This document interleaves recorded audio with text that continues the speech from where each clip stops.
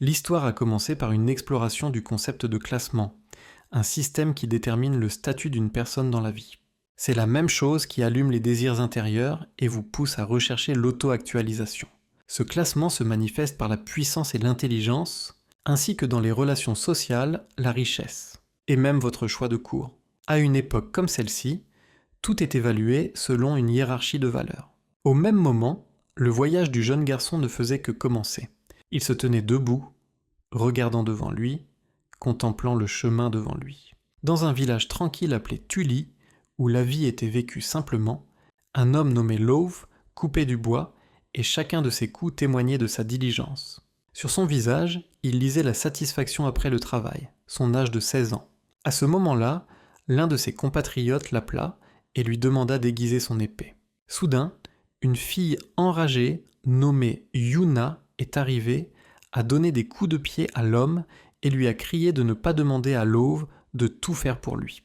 Yuna, également âgée de 16 ans, a fait preuve de détermination et de fermeté de caractère. Elle a déclaré que Lo avait toujours semblé distrait depuis qu'il était enfant et que cela ne voulait pas dire qu'il était un fainéant. Mais Yuna ne s'est pas arrêtée là. Elle a attrapé Lo et l'a secoué, ressentant clairement du ressentiment envers l'utilisation sans cérémonie de lui par les autres, bien que Lo lui-même n'ait réagi d'aucune façon. Puis, d'un ton plus calme, elle dit qu'elle comprenait. Lo était juste trop gentil, mais soudain, une idée lui vint à l'esprit, et Yuna sourit vivement. Elle s'est approchée de Lo, et Yi a murmuré avec excitation, lui demandant s'il voulait quitter le village pendant un moment, parce qu'elle a trouvé un chemin secret que personne ne connaît. Avant qu'il ne puisse se décider, la grand-mère de Yonina est apparue. Elle leur a interdit de quitter le village, citant d'anciennes règles. Yuna a essayé de la persuader, mais la vieille femme n'a pas accepté, repoussant brusquement sa petite fille avec un bâton. Puis, 2 hommes sont intervenus et Nana a exigé que Yuna soit enfermée à cause de son comportement. En revanche, l'autre gros homme a demandé à Lo d'apporter de l'eau plus tard et Lo a calmement accepté. L'homme a souligné à quel point Lo et Yuna étaient différents, même s'ils avaient presque le même âge et étaient les seuls jeunes du village. Après cela, il dit à Lo de se reposer. Il aurait sûrement des choses à faire. Mais Lo a poliment refusé, insistant pour aider, ce qui a surpris l'homme. Lo se remémora la façon dont les résidents l'avaient accueilli après la mort de ses parents, devenant une véritable famille pour lui. Il se souvenait de la chaleur humaine dont tout le monde le traitait, comme s'il était l'un des leurs. Il veillait à ce qu'il ne se sente pas seul. En retour, il a discrètement décidé de rendre cette gentillesse par la gratitude. Souriant à lui-même, Lo pensa à quel point il aimait le village et tous ses habitants. L'homme, touché par les paroles de Lo, l'a invité à emménager avec lui à partir d'aujourd'hui. Mais Lo a poliment décliné l'offre, expliquant qu'il vivait toujours dans la maison laissée par ses parents. À la fin, Lo s'est une fois de plus convaincu que les gens du village comptaient beaucoup pour lui. Pendant ce temps, Yuna était assise, enfermée dans une cage en bois sur la place du village, aspirant au monde extérieur. Elle appelait sa grand-mère à haute voix, exigeant qu'on la laisse sortir. Mais la vieille femme la regarda avec irritation, déplorant l'entêtement de sa petite fille et souhaitant qu'elle soit plus calme comme l'eau. Lorsque Yuna essayait de comprendre pourquoi sa grand-mère ne la laissait pas sortir du village, la vieille femme répondit que ce n'était pas nécessaire, les marchands passeraient de temps en temps. Mais Yuna s'y est opposée, expliquant qu'il ne s'agissait pas de besoin. Il s'agissait de son désir d'explorer le vaste monde au-delà, de la raison pour laquelle il devrait rester emprisonné. Avec un regard sérieux, grand-mère révéla que quelqu'un là-bas les détestait. Yuna demanda, stupéfaite, se demandant qui cela pouvait être. Mais grand-mère a balayé l'affaire d'un revers de main, disant qu'elle ne devrait pas savoir ça. Avec le temps, tout deviendra clair. Pendant ce temps, Lo puisait de l'eau au puits, travaillant avec concentration et sans hâte. Une fois l'acte accompli, il regarda autour de lui pour s'assurer que tout allait bien. Mais ensuite, une sorte de pierre l'a frappé à l'arrière de la tête. Il se retourna et vit Yuna se cacher derrière lui. Elle sourit malicieusement et fit un geste pour l'inviter à se taire et à la suivre. Lo fut surpris de la voir à nouveau en liberté, mais Yuna déclara fièrement qu'elle s'était déjà échappée plusieurs fois auparavant. Elle lui fit signe avec empressement de la suivre, mais Lo hésita et resta silencieux. Lorsqu'ils ont dépassé les limites du village, Lo a exprimé son inquiétude à l'idée que grand-mère les gronde tous les deux si elle le découvrait. Mais Yuna lui assura que tout irait bien, d'autant plus qu'il ne serait pas parti longtemps. Elle a ajouté qu'elle voulait lui montrer quelque chose de spécial. La suggestion a embarrassé Lo, ils avancèrent à travers la forêt verte luxuriante, Yuna marchant avec enthousiasme et Luo la suivant prudemment. Alors qu'ils étaient presque sortis du bois, l'excitation de Yuna grandit. Elle a dit à Lo qu'ils étaient proches de l'endroit où elle était allée auparavant. Marchant côte à côte, Lo regardait son environnement avec émerveillement. Ils arrivèrent enfin à une étendue où s'étendait devant eux une vallée majestueuse jusqu'à l'horizon. Yuna s'exclama avec joie, pointant du doigt le paysage à couper le souffle et s'émerveillant de l'ampleur et de la beauté du monde extérieur. Lo était touché. C'était la première fois qu'il voyait un tel spectacle et, submergé par l'émotion, il ne put s'empêcher de s'exclamer que c'était incroyable. Se tournant vers lui, avec une expression sérieuse, Yuna lui demanda s'il connaissait les règles du monde extérieur. La question a éveillé sa curiosité et sa confusion. Elle sortit alors un livre secret qu'elle avait acheté à un marchand, expliquant qu'il décrivait le système, appliqué dans le monde extérieur, rang. Yuna a continué en m'expliquant que ce système couvre presque tout. Les aventuriers, les guérisseurs et même les musiciens sont tous classés par rang. Ceux qui atteignent les rangs sont appelés rankers, et la classification est basée sur la force, la nourriture, la richesse et même les armes. Elle s'exprimait avec passion, soulignant que le monde extérieur vivait dans un monde de pouvoir. C'était une véritable course à la hiérarchie. Lo fut étonné, réalisant peu à peu que les règles extérieures étaient complètement différentes de ce à quoi il était habitué. Pendant ce temps, Yuna proclamait son rêve de devenir une aventurière classée. Elle a déclaré qu'elle voulait voyager loin, relever des défis, rencontrer des rivaux et éventuellement devenir une aventurière dure à cuire. Lo lui rappela avec insistance l'interdiction de quitter le village, mais elle l'interrompit, pleine d'énergie, en disant qu'elle se fichait des inhibitions. Sa décision était définitive. Puis elle lui tendit la main, l'invitant à partir ensemble. Avec un large sourire et un cri de joie, elle annonça qu'elle voulait qu'ils se lancent ensemble dans une aventure. Lo la regarda avec une expression sceptique sur son visage. À ce moment-là, elle se souvint d'un moment dangereux de son enfance où elle avait été attaquée par un énorme monstre alors qu'elle avait 5 ans. Et elle a eu vraiment peur. Elle se souvint comment Lo l'avait courageusement sauvée en rencontrant l'oiseau avec un coup soudain et une explosion de puissance inexpliquée. Lo était confus par l'histoire et a demandé si cela s'était vraiment produit. Yuna confirma avec enthousiasme et remarqua que quelque chose d'étrange était alors sorti de lui.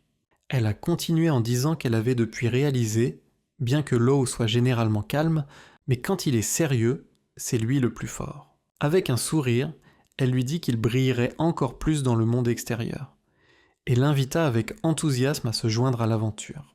Elle a dit qu'il ferait un grand aventurier, et ils exploreront ensemble le monde extérieur. Lo resta silencieux un moment, puis remercia doucement Yuna. Cependant, il a avoué que malgré tout, il aime son village et ne peut se résoudre à le quitter. Yuna devint furieuse de sa décision. Frustrée, elle commença à le frapper, criant son désaccord avec son entêtement. Après avoir annoncé qu'elle voyagerait seule, elle s'est retournée en criant avec colère et frustration qu'elle ne regarderait plus en arrière et qu'elle suivrait son propre chemin. Lo lui a crié de faire attention sur la route. Assis dans ses pensées, il réalisa soudain quelque chose auquel il n'avait pas pensé auparavant. Yuna allait effectivement quitter le village pour de bon. Il regardait seul l'horizon lointain, tandis que les paroles de Yuna sur le système de classement dans le monde extérieur résonnaient dans sa tête. Le temps passa et le coucher du soleil commença à colorer le ciel de teintes chaudes. Et pendant tout ce temps, il était assis sur l'herbe et regardait le ciel. Finalement, vers le soir, il décida de retourner au village. Il s'est levé et regarda le ciel d'une manière étrange. Dans les nuages, quelque chose d'étrange a attiré son attention.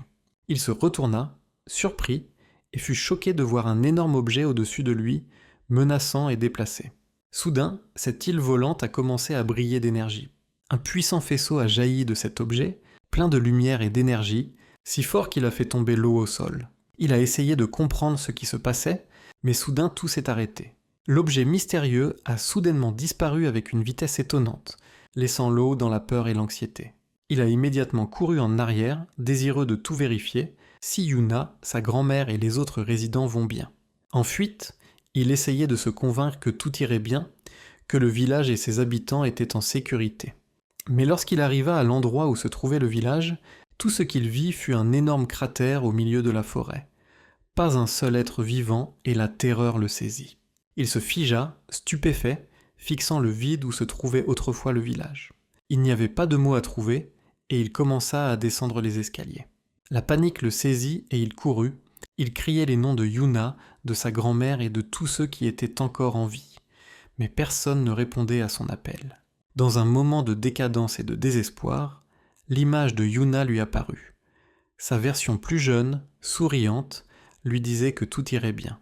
Lo se noyait dans des souvenirs douloureux, se souvenant des paroles de ses compatriotes villageois selon lesquels il n'était pas seul, qu'ils étaient depuis devenus sa famille. Ses yeux se remplirent de larmes. Il cria de douleur et de désespoir, s'agenouillant devant la destruction qui s'était abattue sur son village. Avec une expression de choc et d'incrédulité, il se demanda amèrement pourquoi tout cela était arrivé à sa maison et à ses gens. Lo pleura, se reprochant avec un profond remords de n'avoir rien fait. Soudain, un type est arrivé et a dit qu'il était encore en retard et qu'il devait juste regarder.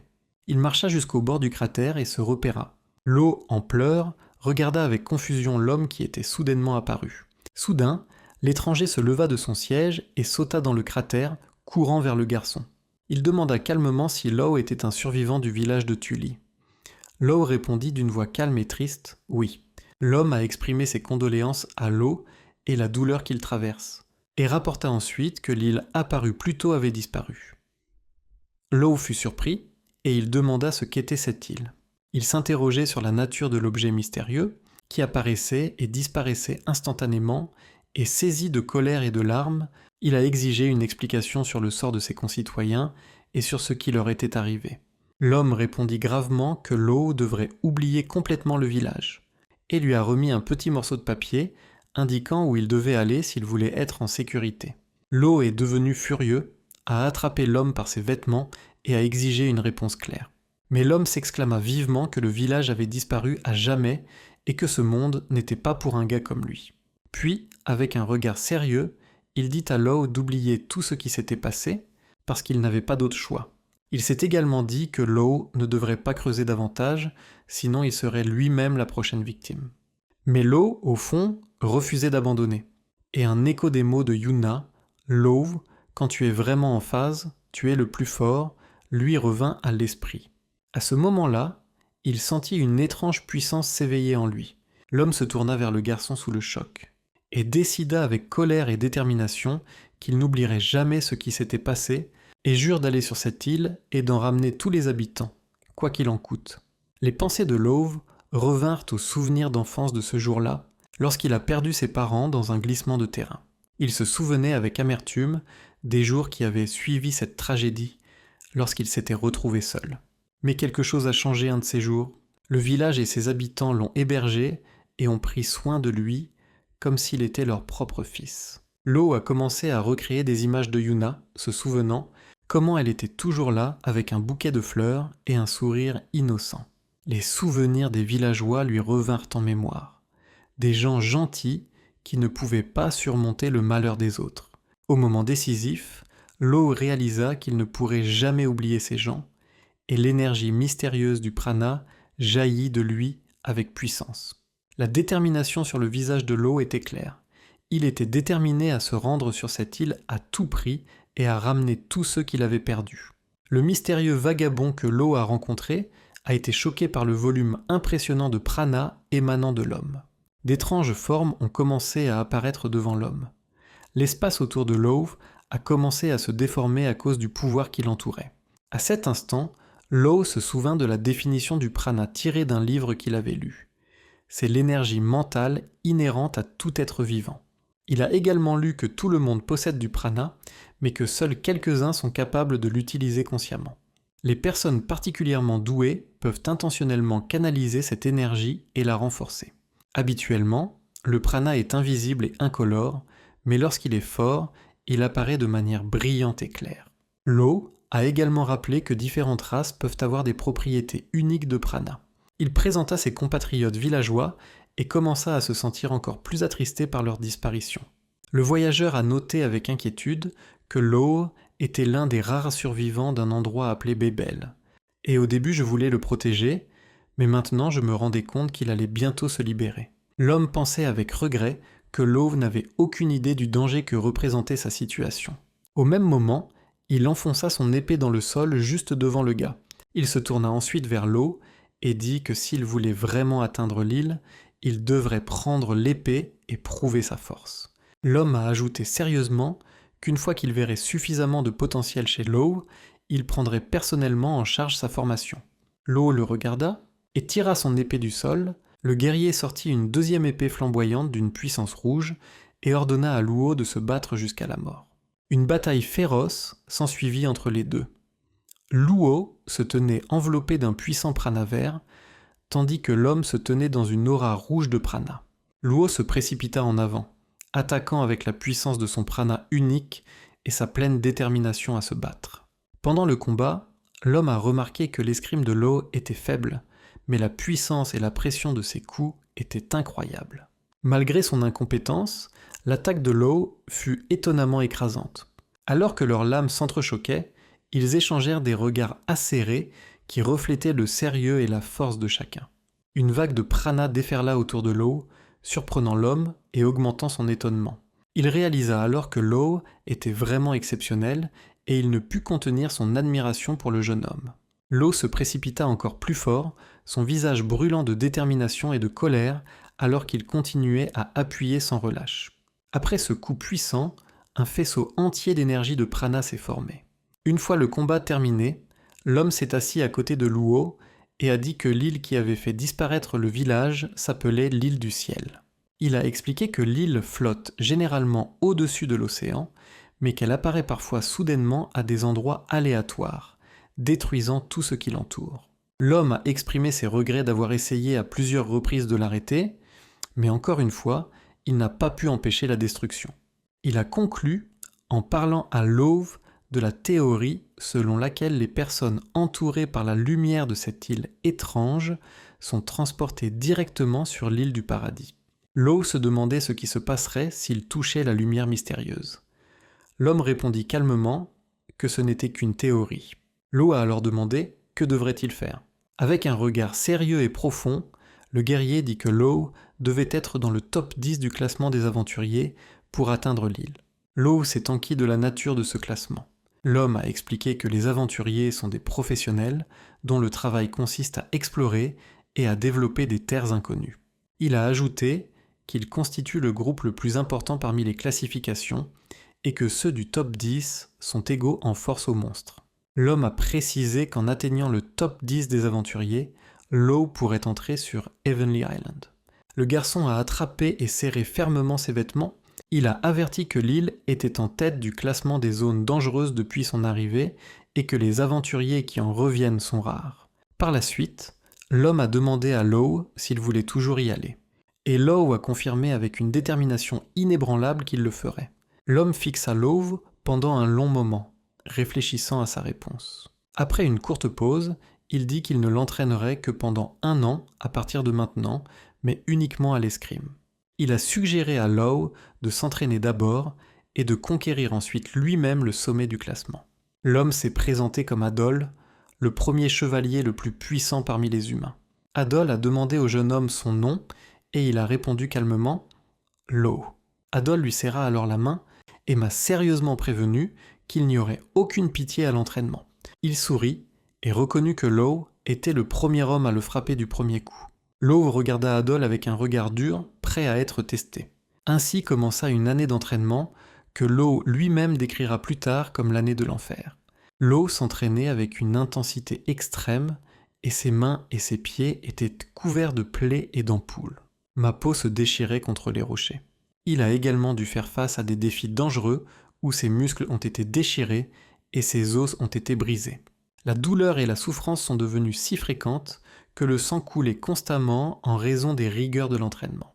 Après tous ces tourments, Adol a soudainement arrêté de parler de l'île céleste, comme s'il insinuait « cherchez vous-même des réponses et, si vous échouez, acceptez-les.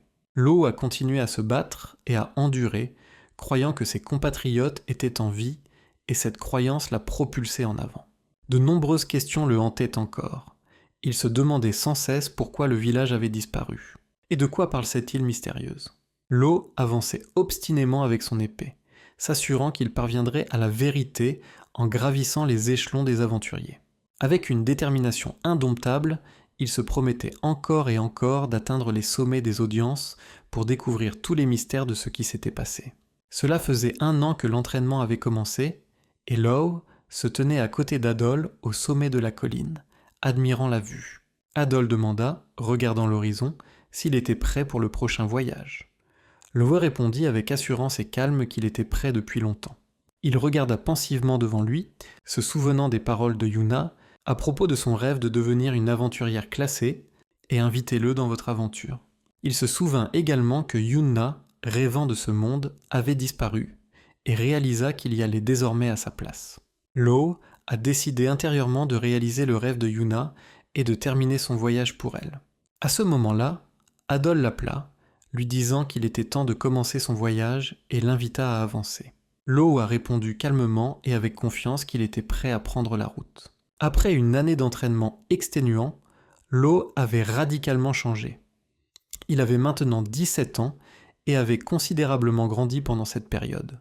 Luo était en effet pleinement préparé à commencer son voyage vers l'île Céleste en tant qu'apprenti du chevalier le plus fort de l'humanité. Son voyage a commencé dans le royaume de Baltyr, plus précisément dans le village de Tully, et se dirigea vers la capitale royale de Trakista. Il y avait une institution appelée le Bureau de reconnaissance à Trakist qui conservait et mettait à jour les classements des aventuriers. Dans l'un des bureaux, une fille dormait sur une pile de livres et de papiers éparpillés. Je marmonne dans mon sommeil à propos d'oignons et qu'il est temps. La jeune fille s'est soudainement réveillée en panique, réalisant qu'elle avait trop dormi et avait manqué des affaires importantes. Elle a rencontré un collègue qui lui a demandé si elle avait passé la nuit à regarder les listes d'évaluation. La fille s'est excusée en disant que cela faisait partie de son travail puisqu'elle était une reconnaisseuse. Un collègue lui a conseillé de préserver sa santé, étant donné que son travail important nécessite l'évaluation constante de nombreuses personnes, de personnes. Il a été expliqué que la gestion de la reconnaissance est une profession dont le personnel voyage partout dans le monde, d'évaluer équitablement les compétences des aventuriers et de leur attribuer des rangs, et que les travailleurs apprennent cela d'une manière spéciale. Le personnel du bureau de reconnaissance doit posséder de vastes connaissances et de grandes capacités de jugement et de prise de décision. De plus, pour obtenir un poste qui vous donne le droit d'évaluer et de classer les autres, j'ai dû passer par de nombreux contrôles et tests. C'était donc un métier considéré comme l'un des plus difficiles et il n'était pas accessible à tous. Il n'était accessible qu'à quelques privilégiés. La jeune fille a admis en souriant à son collègue qu'elle n'était qu'une employée junior et qu'elle devrait travailler dur pour obtenir une promotion. Elle a ri à haute voix, disant qu'elle voulait faire plusieurs choses à la fois. Un collègue a suggéré que la meilleure façon d'obtenir une promotion était de devenir l'agent personnel d'un haut fonctionnaire. Mais la jeune fille répondit tristement qu'elle n'avait pas encore trouvé quelqu'un digne de son attention. Le collègue a ri, notant que ses exigences étaient trop élevées. Mais la fille a dit que ce n'était pas du tout ses critères, c'est que tous les classeurs actuels sont des idiots.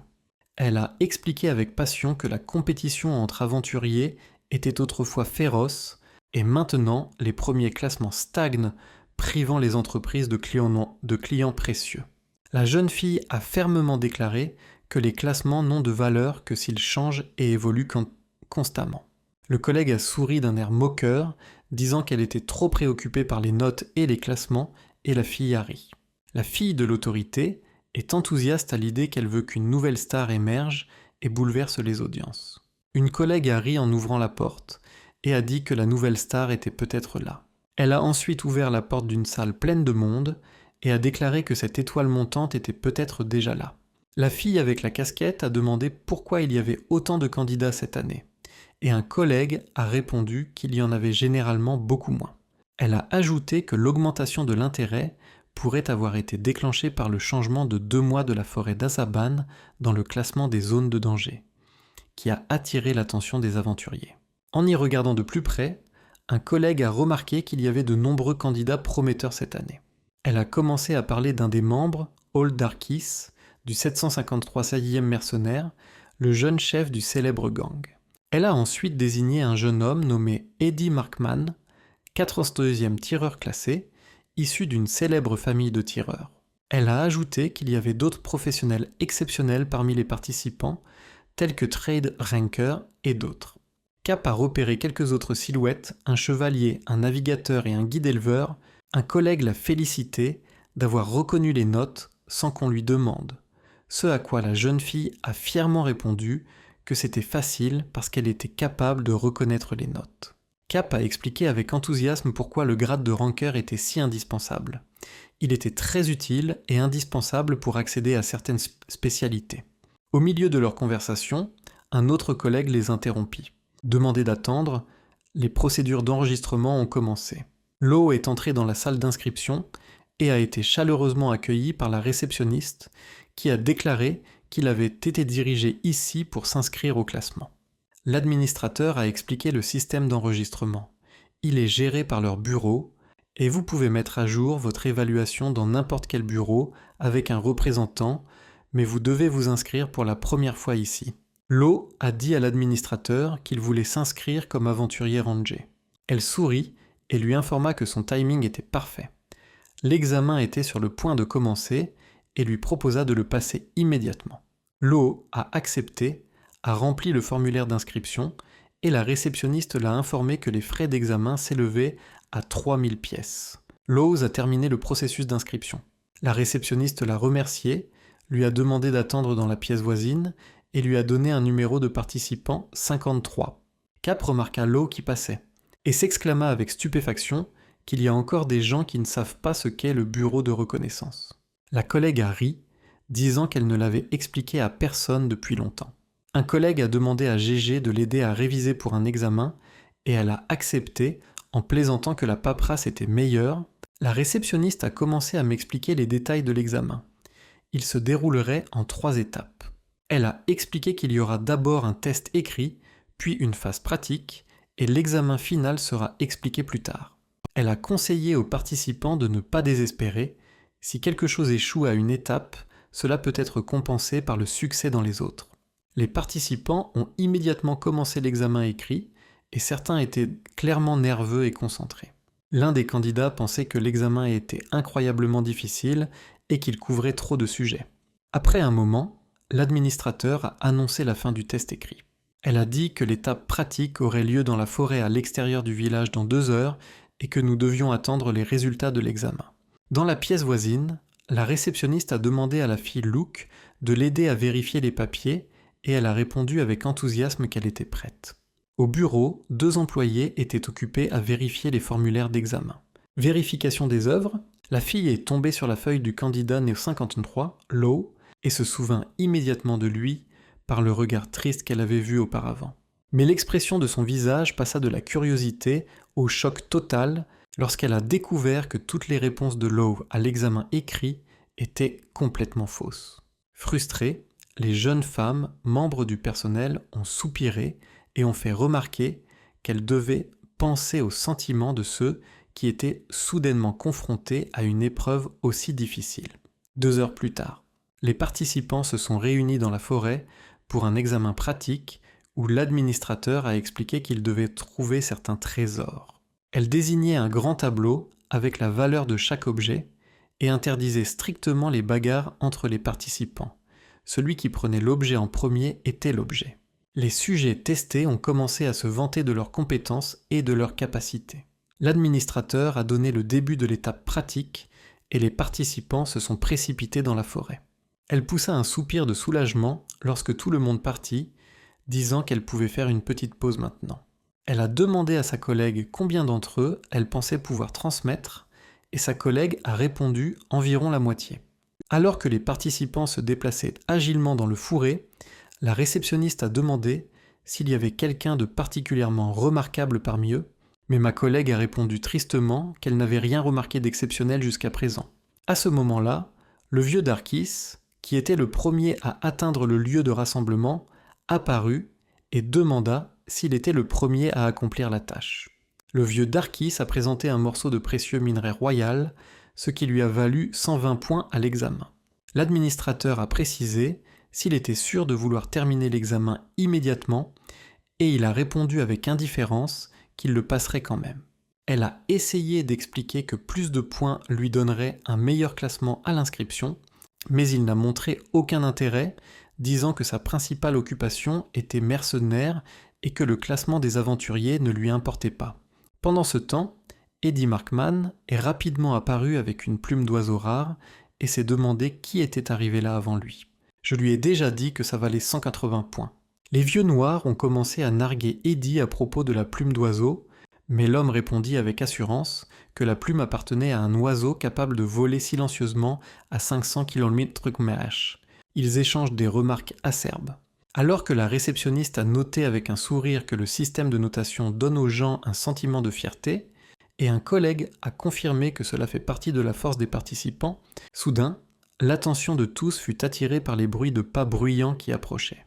La foule regardait avec étonnement, alors que Law sortait des bois en traînant la carcasse d'un énorme ours. Law s'est approché d'eux, traînant l'énorme carcasse derrière lui, et le jeté par terre. Il a dit calmement qu'il ne savait pas comment extraire la bile d'un ours, alors il a apporté la carcasse entière et a demandé si elle serait acceptée de cette façon. La réceptionniste a hésité, mais a dit qu'en principe c'était acceptable, aussi étrange que cela puisse paraître. Law a obtenu 300 points et tout le monde a été étonné de voir comment il a tué un ours rouge tout seul. La jeune fille demanda avec surprise comment il avait réussi à reconnaître un animal aussi rare s'il avait eu de si mauvais résultats à l'examen écrit. Et il répondit simplement que ces ours apparaissaient souvent près de son village. La jeune fille était perplexe face à l'attitude de Law, et un autre participant s'est demandé à haute voix à un ami s'il avait vu ce combat et comment Law avait amené la carcasse. Il a dit nerveusement qu'il avait tout vu de ses propres yeux, mais il l'a rapidement rejeté, disant qu'il ne pouvait pas le dire avec certitude parce que tout s'était passé trop vite. Il se souvenait du moment où Law avait saisi son épée avec la foudre pour se dresser contre l'ours. En un clin d'œil, Law a vaincu l'ours d'un seul coup de poing, laissant tout le monde sous le choc. Pendant ce temps, l'employé Luke observait Law avec un regard pensif et silencieux, plein d'étonnement. 1 heure plus tard, les participants se sont réunis dans une salle de formation souterraine pour la phase finale de l'examen. Le responsable a commencé à expliquer que la plus grande peur des aventuriers n'était pas seulement les monstres, mais aussi les humains. Elle a poursuivi en expliquant que la mission des aventuriers est d'explorer de nouvelles terres, souvent dangereuses et inexplorées. La jeune fille a ajouté que de tels voyages comportent le risque de rencontrer des pirates et des bandits, il faut donc de la force. Elle a donc annoncé que l'examen final serait une bataille d'entraînement entre les participants. Elle a assuré que le test n'a pour but que d'évaluer leurs capacités individuelles et qu'il n'y a pas lieu de s'inquiéter de gagner ou de perdre. À ce moment-là, l'un des concurrents robustes s'est approché du vieux Darkis et l'a défié. L'homme commença à narguer Hold en disant qu'il n'avait apporté qu'une pierre avec lui sur la scène pratique et qu'il se moquait de tout le classement des mercenaires.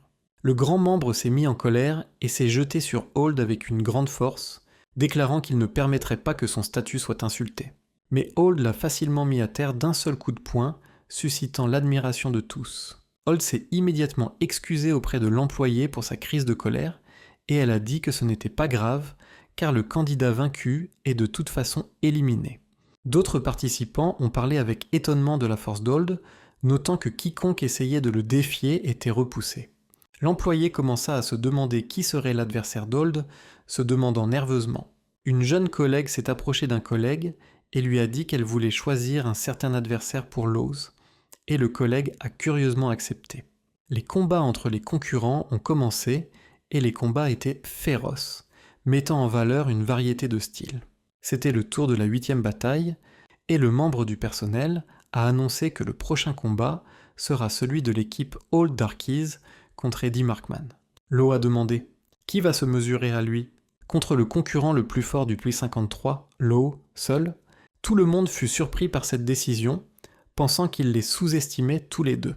Alors qu'Eddie remarquait que ce n'était pas la première fois qu'il était sous-estimé, L'employé a demandé nerveusement à sa collègue si elle était sûre de son choix, et la collègue a confirmé avec assurance qu'elle avait fait le bon choix. Les yeux du plus jeune membre du personnel d'Oignon s'illuminèrent d'une excitation intense. Si ses yeux ne la trompaient pas, Law n'était pas seulement un concurrent moyen, mais un monstre dans tous les sens du terme. Le combat a commencé dans la grande arène et tous les participants ont regardé avec impatience. Alors que les examinateurs se préparaient à la bataille, 2 employés du bureau surveillaient de près l'arène. De l'autre côté, Law se tenait fermement et avec confiance devant ses 2 adversaires, ne montrant ni peur ni doute. Pendant ce temps, Aldarkis, chef du groupe de mercenaires Red Wolf, prêt à se battre aux côtés de son partenaire Eddie Markman, un jeune homme issu d'une célèbre famille d'archers. Ils ont rappelé les exploits de l'escadron du Loup Rouge, notamment la défaite de la Mafia Camorre, classée 62e dans le classement des organisations criminelles. Il a également été question qu'Al lui-même ait éliminé à lui seul 7 dirigeants de ce groupe, y compris le chef. Quant à Eddie Markman, il était le descendant de la famille de tir à l'arc Markman et avait un talent incroyable pour le tir à l'arc. Dès son plus jeune âge, Eddie a reçu une formation spéciale de son père, qui était autrefois un archer de 2e rang. Les compétences d'Eddie étaient bien connues parmi les archers, et personne ne doutait de son adresse au tir et de son habileté. Dans ce combat difficile, Law, le gars dont personne ne savait rien, se tenait seul face à 2 combattants célèbres. Avec beaucoup d'enthousiasme, le membre du personnel a annoncé le début du combat, et chaque concurrent s'est précipité vers son adversaire. Eddie fut le premier à attaquer, tirant une flèche rapide en direction de Law. Mais Law l'a habilement esquivé. Il s'est ensuite immédiatement dirigé vers Aldarkis, se préparant à l'engager dans un combat au corps à corps. Un combat rapide et tendu a éclaté entre Law et Al, tous 2 lançant des coups violents. Ils échangèrent des attaques rapides, et le bruit de leurs épées s'entrechoquant résonna dans l'arène, surprenant les spectateurs. Les spectateurs étaient stupéfaits par la rapidité des coups, qui étaient si rapides qu'il était presque impossible de voir quoi que ce soit. Un spectateur a remarqué avec surprise qu'il ne pouvait entendre que le cliquetis des épées, mais qu'il ne pouvait pas comprendre ce qui se passait devant ses yeux.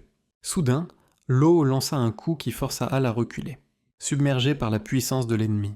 Saisissant l'instant, il a essayé de mettre fin au combat avec un coup de poing direct, mais soudain son attention fut attirée par autre chose. À cet instant, Eddie saisit l'opportunité et lança une attaque rapide, tirant plusieurs flèches. Mais Law a fait preuve d'une habileté incroyable, repoussant toutes les flèches avec une vitesse étonnante. Ils ont volé dans les gradins, qui a choqué le public. Les spectateurs étaient de plus en plus étonnés de la façon dont Law gérait les attaques de 2 des combattants les plus forts du monde. Al et Eddie échangèrent quelques mots. Al dit qu'il en était sûr, Law était un épéiste de très haut rang, et Eddie admit qu'il n'avait jamais vu un tel combattant. Pour la première fois dans le duel, Law prit la parole, demandant calmement quels étaient leurs autres grades. Eddie a répondu qu'il était classé 402e parmi les archers, et Al a dit qu'il était 753e parmi les mercenaires. Law a déclaré d'un ton calme et confiant que c'était désormais clair pour lui. Une énergie mystérieuse et incroyablement puissante commença à envelopper Law et déclara que s'il les battait tous les 2, il serait dans le top 1000 du classement. Une puissance énorme émanait de lui, et chacun pouvait ressentir sa puissance écrasante. Eddie était stupéfait par cette énergie, la surprise et le choc se reflétaient sur son visage. Al était à la fois choqué et excité, se demandant comment cette personne pouvait soudainement acquérir une telle aura. Luke regarda Law avec étonnement alors que le prana devenait visible à l'œil nu. Eddie Markman a immédiatement salué Law et a fermement déclaré que les audiences ne sont pas seulement une profession. Il a ajouté que même s'il est 402e parmi les archers, il est également classé 78e spécialiste du tir. Eddie a tiré une flèche, mais en une fraction de seconde, Law l'a esquivé et s'est jeté sur Eddie, le renversant d'un coup de poing et le mettant KO. Law s'est ensuite tourné vers Aldarkis, qui, voyant son partenaire tomber, s'est rapidement préparé à se battre. Al regarda Law avec inquiétude et perplexité à cause de son étrange pouvoir. La peur d'un tel pouvoir se lisait sur son visage. Les 2 hommes se sont mis en position de combat pour l'affrontement final, sous le bruit tendu de la foule. Ils échangèrent des regards acérés et déterminés. Le regard dur de Law témoignait clairement de sa force, et Al avait l'air stupéfait. Lowe s'est précipité en avant avec une vitesse incroyable, a dépassé Hal et a porté un coup rapide qui l'a presque fait tomber. Au dernier moment, le mercenaire a crié, demandant à Lowe d'arrêter. Après l'arrêt, Hal a annoncé qu'il se rendait, a laissé tomber son arme et a expliqué qu'il ne pouvait pas se permettre d'être blessé, il avait un travail à faire. Hal a ajouté que ce serait mauvais s'il était inconscient comme est dit. Et Lowe semblait analyser silencieusement l'état de son adversaire. Hal a aperçu la main en mouvement de Lowe et j'avais peur que ce type soit un monstre. Hal continua à réfléchir avec un étonnement évident, s'interrogeant sur la véritable nature de ce jeune homme. Pendant ce temps, les spectateurs exprimaient leur admiration et leur défaite totale face à la force de Lowe, qui a réussi à vaincre à lui seul 2 combattants de haut niveau. L'oignon a été choqué, le commis du bureau a annoncé d'une voix claire la fin du combat, et le vainqueur, le concurrent, numéro 53, Lowe. Soudain, la plus jeune employée de la confession s'est précipitée, ignorant l'appel d'une collègue, la laissant se demander où elle se précipitait. Elle s'est rapidement dirigée vers une pièce dotée d'équipements et d'ordinateurs de pointe. Et j'ai commencé avec enthousiasme à rechercher GH dans la base de données de reconnaissance exclusive. Finalement, un collègue a trouvé les archives de Lowe. Son nom complet est Lowe Tooley, 17 ans, mais aucune inscription ni qualification antérieure.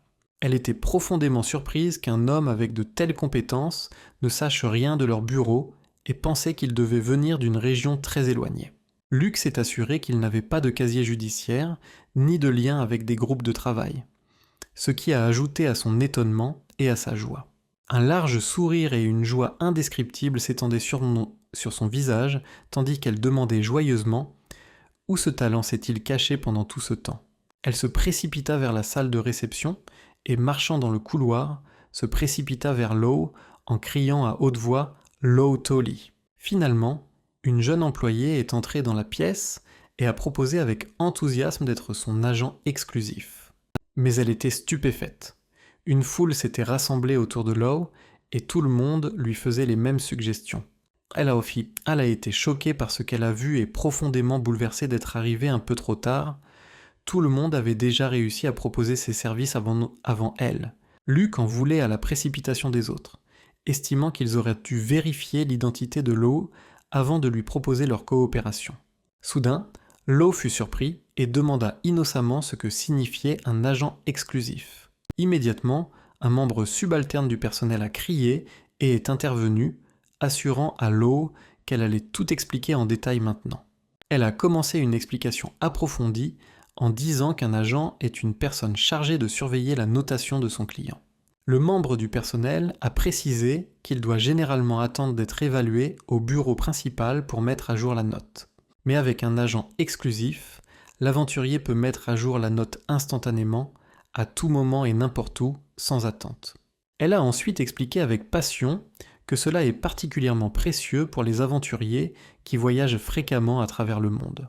La jeune employée a glissé ses mains dans ses poches et il a sorti un appareil appelé Ranktel, expliquant qu'il s'agissait d'un outil unique permettant aux agents d'enregistrer le rang.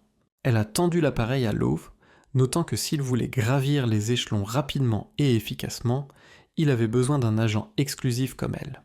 Lowe réfléchit un instant, considérant sérieusement la suggestion, puis il dit d'un ton calme qu'il n'avait qu'une seule condition. Lowe regarda tout le monde autour de lui et a clairement déclaré qu'il était prêt à embaucher n'importe quel agent exclusif qui pourrait l'aider à entrer dans le top 10 du classement. Un moment d'étonnement se répandit parmi les observateurs après la demande inattendue et difficile de Lowe. Les gens ont commencé à chuchoter, notant que le top 10 comprenait des pouvoirs incomparables. Certains dans la foule ont exprimé leur inquiétude quant à la demande de Lowe, soulignant que même avec ses capacités exceptionnelles, il est presque impossible d'entrer dans le top 10. Malgré cela, Lowe resta silencieux, sans ajouter un mot, et continua à regarder vers l'avenir avec une confiance et une détermination évidentes. À ce moment-là, le jeune employé le regarda. Et j'ai remarqué comment Lowe s'est discrètement retirée sans désigner personne. Elle se précipita vers lui en criant fort et en lui demandant de s'arrêter et d'attendre. L'employé quitta rapidement le bureau. Elle se dépêcha de rattraper Lowe, qui se dirigeait vers la sortie du bâtiment.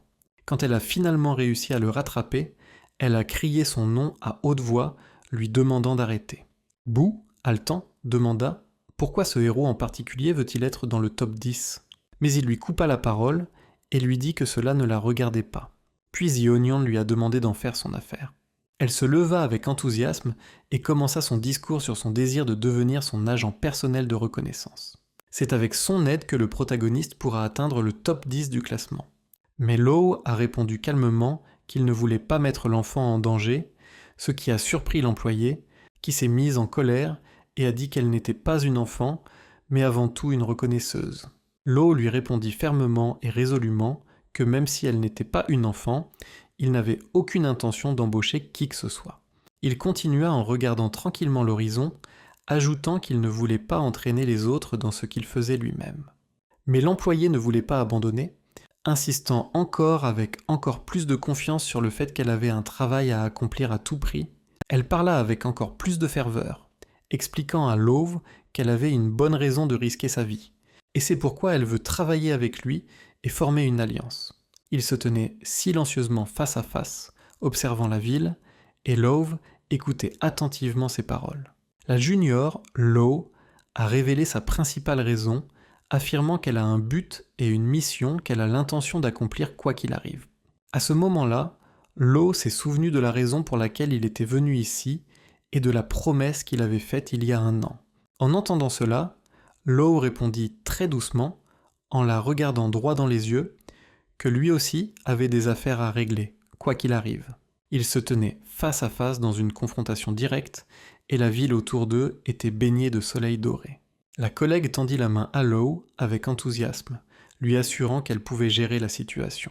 Law, une ancienne élève de terminale à l'époque, a déclaré qu'elle l'élèverait au sommet du classement et a donné son nom à The Onion of Emidia.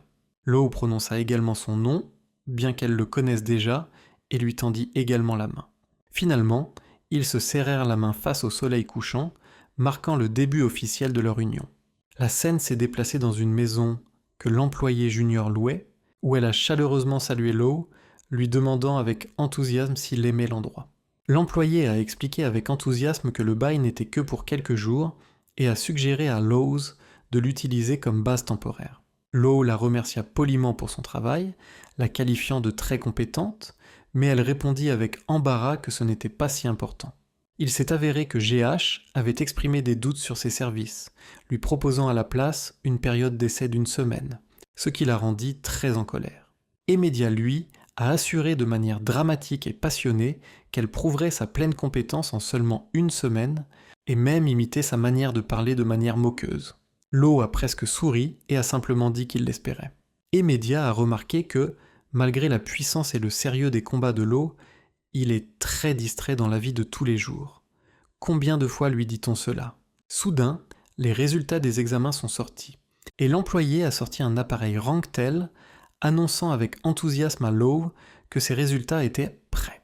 Les totaux ont montré que le classement initial de Law Tolly, en tant qu'aventurier, était de 2728. L'Oignon a été surpris et a déclaré que c'était un très bon rang, obtenu immédiatement après l'inscription. Law pensait qu'il devrait se situer dans la fourchette des 3 chiffres. 2 des participants à l'examen avaient déjà des notes élevées. Eddie était classé 402e parmi les tireurs et Hall était classé 753e parmi les mercenaires. Emidia a expliqué que les classements des aventuriers sont les plus compétitifs de tous les rangs, ce qui rend les classements élevés extrêmement difficiles, et ce n'est pas seulement une question de force.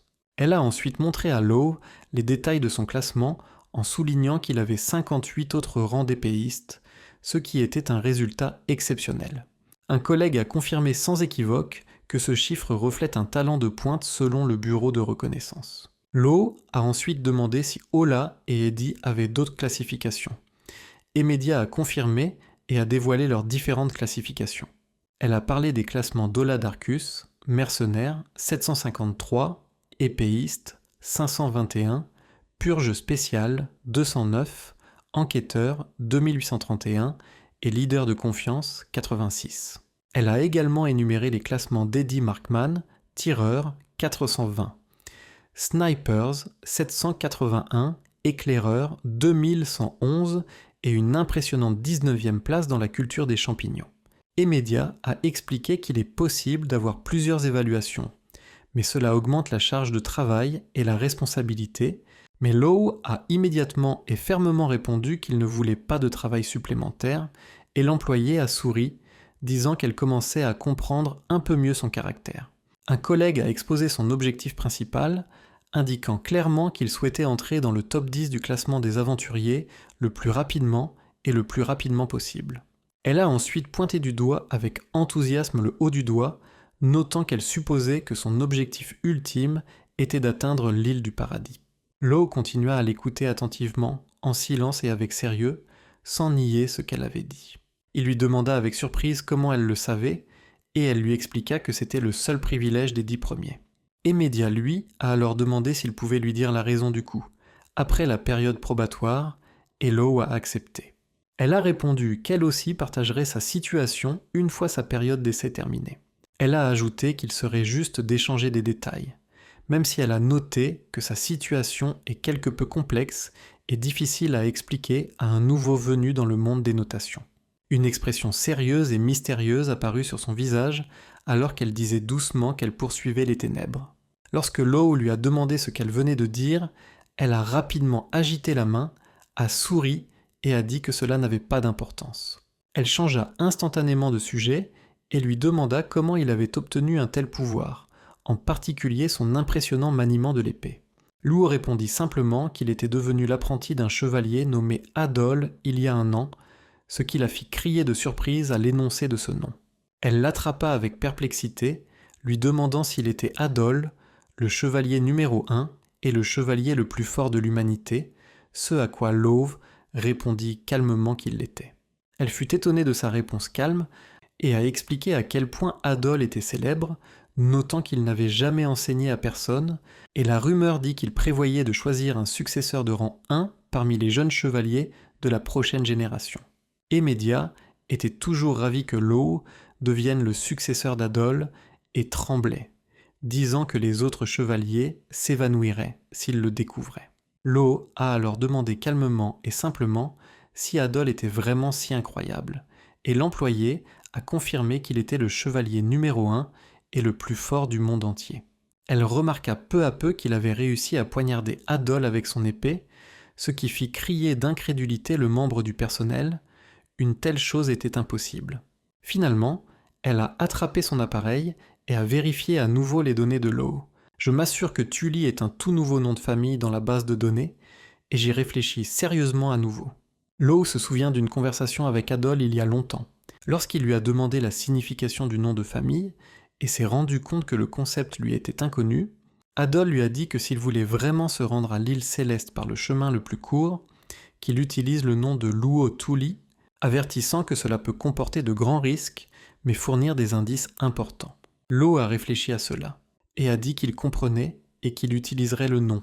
La scène est revenue au présent, où une collègue a demandé avec curiosité à Lowe si Tully était un pseudonyme. Mais Lowe répondit fermement. Confirmant qu'il ne s'agissait pas d'un pseudonyme, Tully était le nom de famille de sa famille bien-aimée. Un sourire chaleureux apparut sur le visage d'Emedia, et elle le remercia pour l'explication. Elle a ensuite proposé de faire une pause, et a dit à Lowe que ses tâches d'agent étaient terminées pour la journée. Emedia commença à retirer son chapeau, disant qu'elle ressentirait bientôt un soulagement. Lowe fut surpris de voir cela, et s'exclama qu'il ne s'attendait pas à une telle chose. Puis, visiblement embarrassé, il demanda maladroitement. « Elle a été une fille tout ce temps ?» Le collègue a crié de frustration et a demandé, avec un profond embarras, s'il venait de s'en rendre compte, ce à quoi Lowe a calmement répondu désolé. L'employé semblait extrêmement agacé par le calme de Lowe, lui lançant un regard de colère et d'agacement. Puis elle rugit de frustration, se demandant si tout ce qu'il pouvait dire était « désolé », après une révélation aussi choquante. Le lendemain matin a commencé avec une image paisible de la ville et de ses rues animées. Emedia était assise dans la pièce et lisait le journal. Calme et concentrée, Lowe est apparue en descendant du dernier étage et une employée l'a accueillie avec un sourire, remarquant qu'il s'était réveillé tôt. Lowe marmonna qu'il allait juste chercher de l'eau. Alors qu'il s'approchait et la voyait clairement, il hésita légèrement et dit doucement que ce n'était rien d'important. Ils se saluèrent poliment, après quoi Emedia suggéra qu'ils prennent le petit déjeuner ensemble. Elle remit son chapeau en disant que la route serait longue, mais aujourd'hui est la première étape de leur grand voyage. Elle a déclaré avec beaucoup d'enthousiasme qu'il était temps de faire une planification stratégique sur la façon dont Loaves pourrait entrer dans le top 10 du classement des aventuriers. La scène a changé dans un modeste restaurant de la ville où Emidia a expliqué à Lowe que le principal moyen d'augmenter le rang d'un aventurier est de réaliser des exploits d'exploration ou des exploits dans de nouvelles terres. Elle a précisé que ces missions pourraient être volontaires, mais a conseillé de commencer par des missions formelles. Lowe accepta et écouta attentivement pendant qu'il prenait son petit déjeuner, tandis qu'elle lui disait que de nombreuses personnes avaient besoin des pouvoirs des aventuriers et donnaient des missions. Lorsqu'elle a sorti l'appareil Ranktel, il a pu facilement accéder à ces missions avec son aide. Lowe a noté que c'était pratique et l'employé a souri, disant qu'il était libre de l'utiliser s'il la désignait comme son agent. Alors qu'ils continuaient à manger ensemble, Lowe demanda avec intérêt s'il y avait des missions qui augmenteraient rapidement sa note. Elle a répondu qu'il suffit de choisir des missions de haute difficulté, car elles ont le plus fort impact sur les classements. Lowe a immédiatement décidé de choisir la mission la plus difficile de la liste. Pour trouver un trésor caché à l'intérieur du temple inondé de Takarma, une zone dangereuse classée 7e sur la liste des endroits dangereux. Mais Emidia s'opposa vivement à son choix, insistant sur le fait que la mission était impossible et profondément dangereuse pour lui à ce stade. Malgré ses protestations catégoriques, Lowe est resté ferme et a déclaré qu'il ne connaîtrait pas ses limites tant qu'il n'aurait pas essayé. Cependant, Emidia réitéra que cette mission était au-delà de ses forces, et qu'il risquait de mourir avant d'avoir pu élever son rang. Lowe la regarda avec une détermination inébranlable et lui demanda de lui donner une chance, expliquant que Heavenly Island était classée première en termes de danger, ce qui signifie que nous ne pouvons pas reculer maintenant. Emidia ressentait beaucoup de pression et pensait qu'il était incroyablement têtu et qu'elle devrait le convaincre par tous les moyens nécessaires. À ce moment-là, une nouvelle personne apparut soudain. Emidia regarda dans sa direction et fut visiblement choquée. Elle l'appela Monsieur Lode. Il la salua avec un sourire, disant qu'il ne s'était pas vu depuis longtemps. Lowe a demandé à l'employé qui était cet homme, et elle l'a rapidement présenté comme étant Lode Bloward. Emidia a expliqué que Lode est un individu très puissant, classé 11e parmi les aventuriers. Lowe était clairement surpris d'entendre cela. Et immédiatement, je me suis souvenu des paroles d'Adol, selon lesquelles tous les aventuriers des rangs supérieurs étaient de véritables monstres en termes de force. Lowe sentit que le Lode qui se tenait devant lui était en effet l'un des monstres dont Adol avait parlé. Il se dit que si Lode était à la 11e place, il n'était qu'à un pas du droit d'entrer sur l'île des dieux.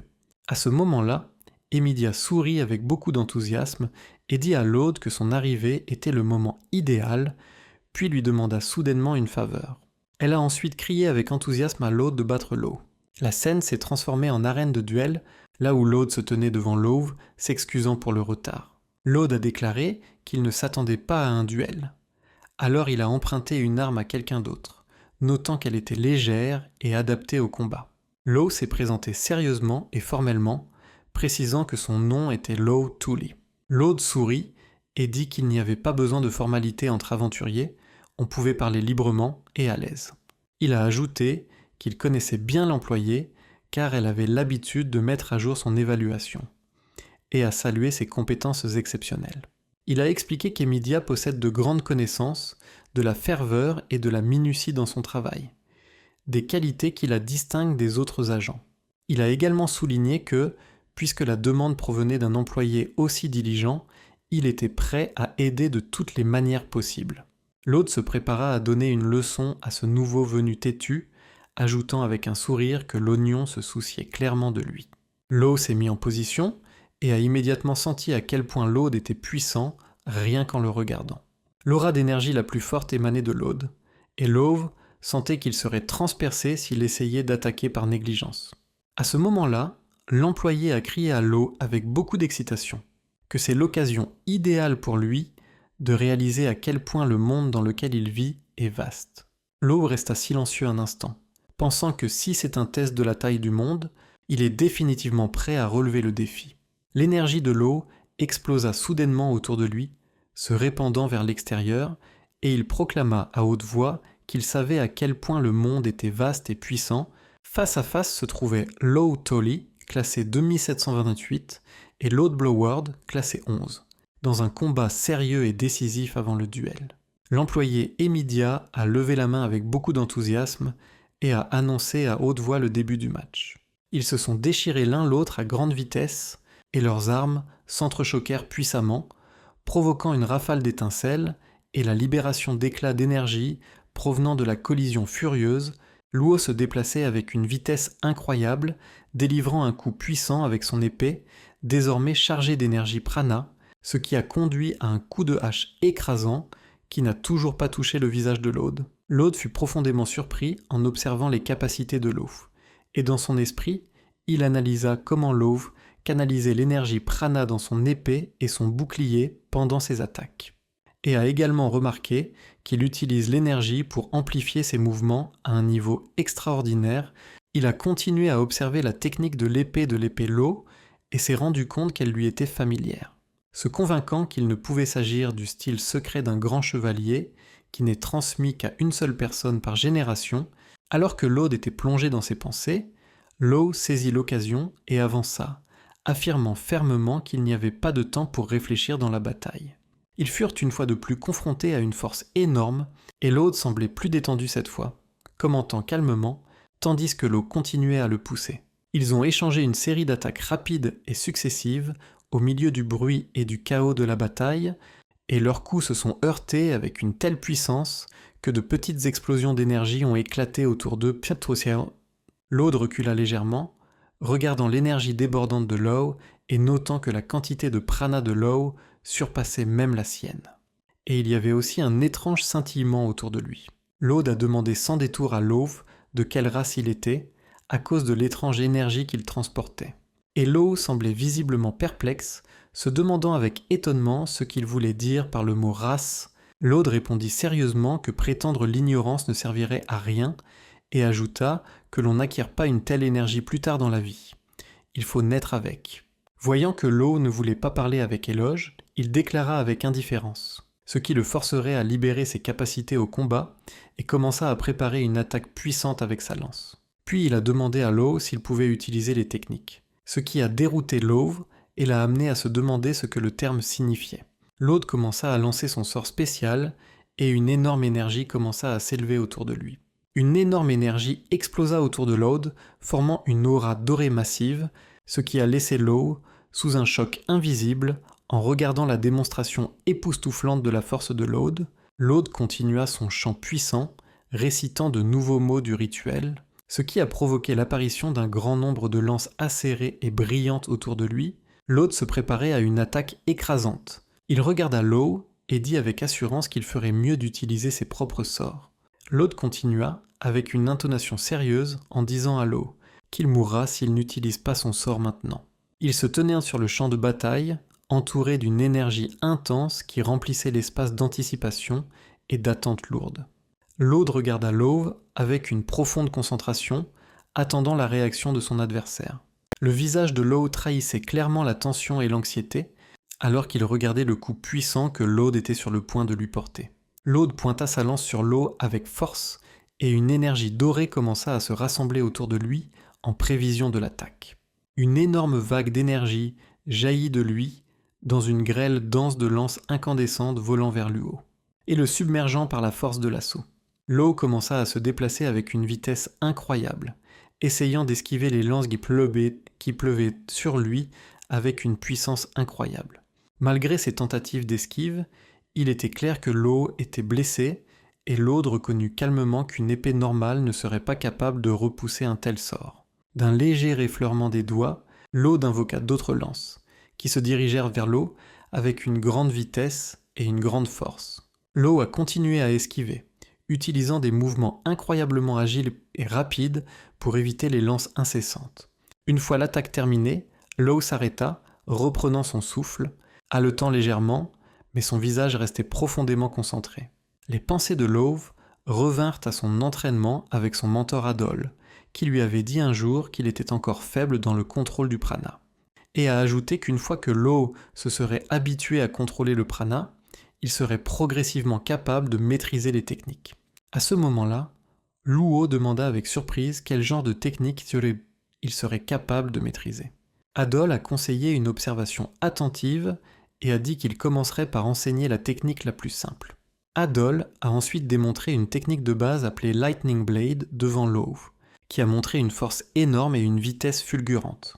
Law a décidé d'utiliser cette même technique contre Lode. Ses yeux brillaient, libérant un puissant flux de prana vert, se précipitant vers l'ennemi avec une vitesse incroyable. Lode a été complètement choqué par la vitesse et la puissance de la technique dévoilée par Law et a fait de son mieux pour la repousser. Malgré les efforts de Lode pour se défendre, Law a continué son offensive avec une force énorme, l'attaquant au corps à corps. À ce moment-là, Lode utilisa un autre sort extrêmement puissant, invoquant une autre grande multitude de lances brillantes autour de lui. Cela a conduit à un autre affrontement furieux alors que leurs techniques énergétiques ont convergé dans une puissante explosion. Lode a été stupéfait par le coup de pied ultra rapide que Law a exécuté, à peine visible à l'œil nu. Bien que l'attaque ait été incroyablement rapide, Lode a rapidement repris ses esprits et a senti la gravité de la situation. Il se lança dans une contre-attaque ultra rapide, balançant habilement sa lance vers Law, qui a été étonné par l'incroyable réaction et la puissance de Lode. Lorsque l'attaque puissante et rapide de Lode continua, elle se termina par une collision furieuse, ce qui a envoyé Law s'écraser au sol.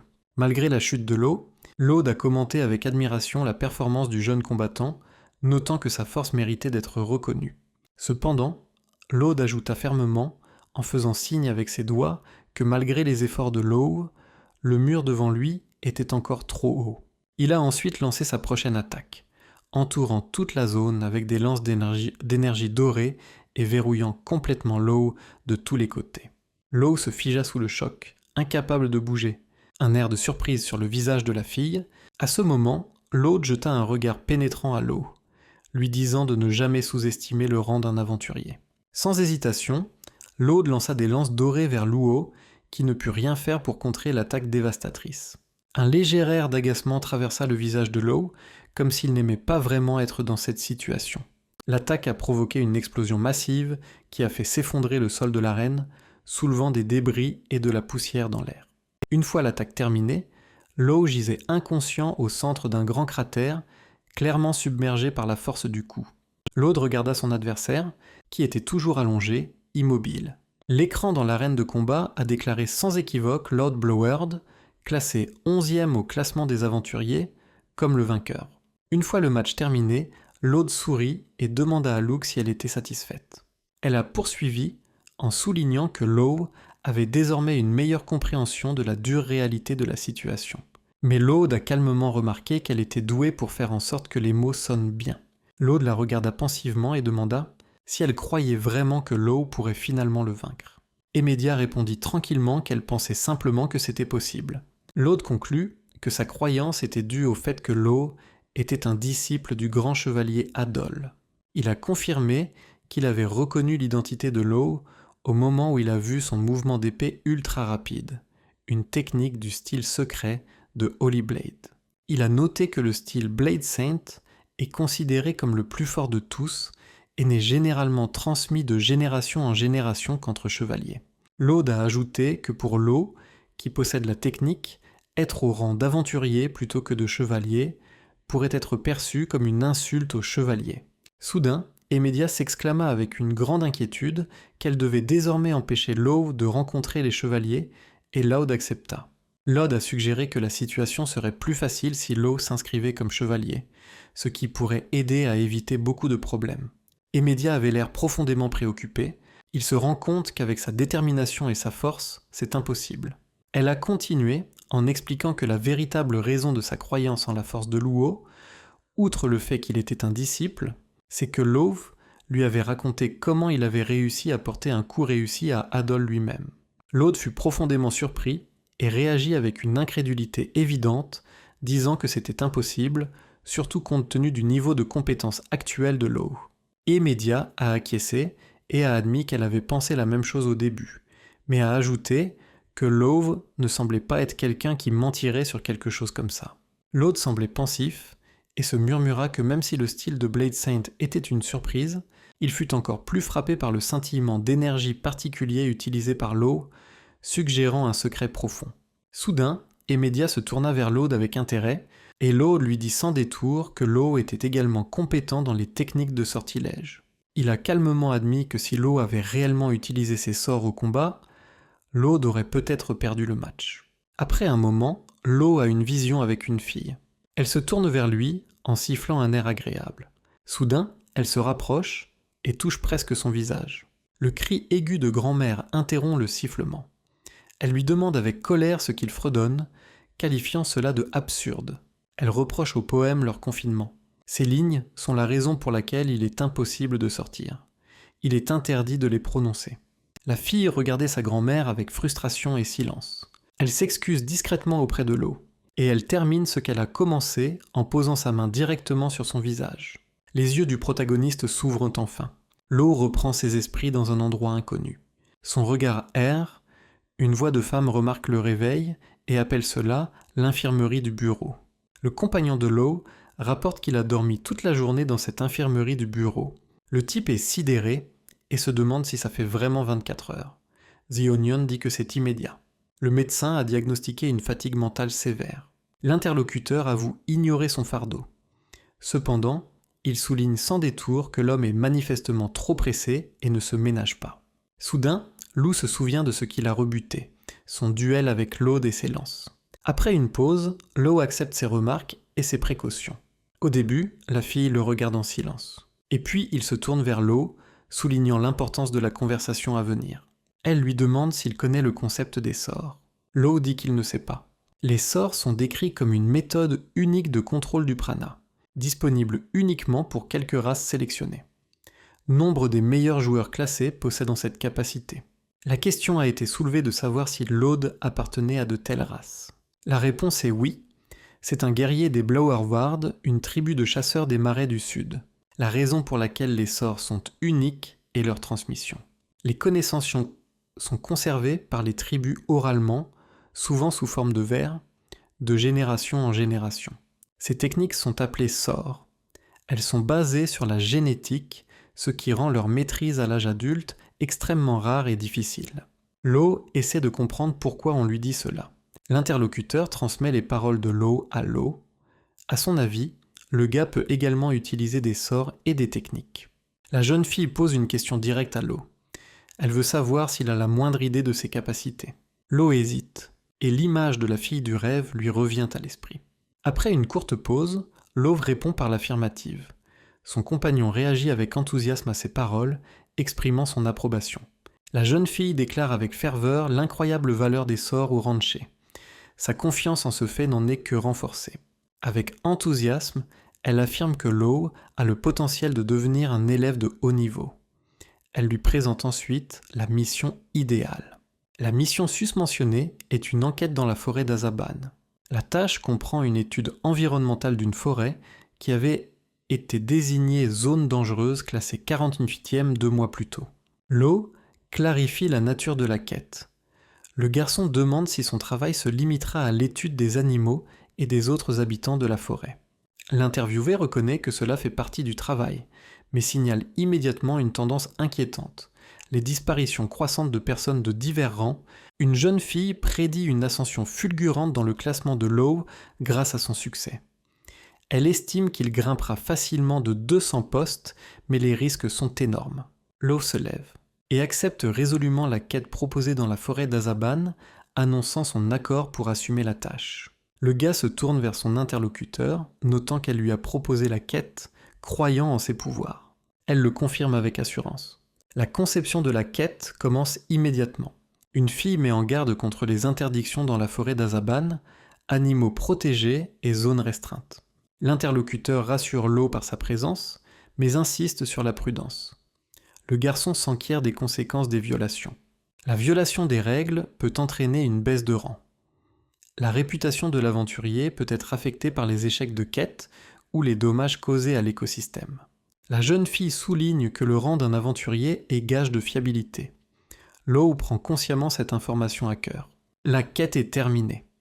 L'interlocuteur annonce avec joie le début d'une nouvelle étape dans la carrière d'aventurier de Law. Elle décrit cette quête comme une première étape importante dans l'ascension fulgurante de Law dans les rangs des aventuriers. La jeune fille appelle à un effort commun, exprimant sa détermination et son soutien dans l'enquête difficile à venir. Et le gars est soulagé d'accepter. Le cadre passe à cette étrange forêt, et 2 personnes au milieu. Un personnage affirme l'impossibilité de changer ce qu'il a déjà vu en attrapant l'autre par le cou. Un autre personnage pose une question sur un autre meurtre. Le premier personnage remarque avec dédain l'insignifiance du sort des rankers de rang inférieur. Le tueur regarde la cage avec un petit animal, et il frappe aussi fort qu'il peut. L'orateur exprime un sentiment de stupidité en essayant honnêtement d'améliorer son rang tout en étant frustré par le système. Voici sa bête noire. Un personnage regarde une licorne. Il espère entrer rapidement dans le top 1000 après avoir vendu la corne de la créature. La licorne est choquée à cette pensée. Une vérité importante est dite, les prouesses martiales seules ne suffisent pas pour s'élever dans le classement des aventuriers. Un nouveau personnage fait son apparition, Rosso Cruel, 7e contrebandier. Il déclare sa destinée, aider ceux qui souffrent d'injustice. Le personnage affirme fermement son refus de quitter le lucratif terrain de chasse, faisant preuve de détermination et d'intérêt personnel. Un objectif ambitieux est énoncé, atteindre une place dans le top 100, exprimant la confiance dans le succès. Le nom du bâtard est Dalkan Iris, et c'est un aventurier de niveau 27.